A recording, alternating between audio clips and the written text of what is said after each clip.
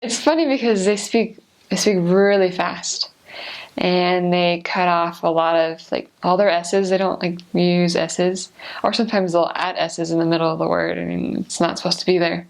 And they have, I kind of explain it like how we have English here. We have different kinds of accents, like here in the Midwest, but also, we have the South, and they have like a Southern drawl and different lingo, different names for things.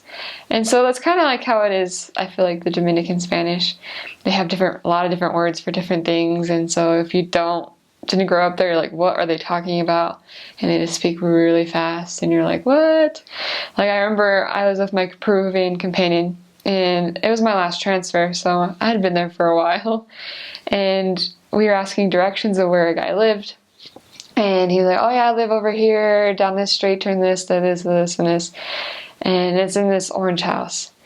But he didn't use like the normal Spanish word for orange. He used the word called mame, which is a Dominican word. And she's like, where does he live? I was like, the orange house. And she's like, I didn't hear that word. I'm like, yeah, he said mame, which means orange. So, and it was kind of funny that they have a lot of different lingo, and sometimes I have to be careful when I speak with people like Mexicans, because they use a word there called like chin, which means a little bit, but I guess it's close to a bad word in Mexican Spanish.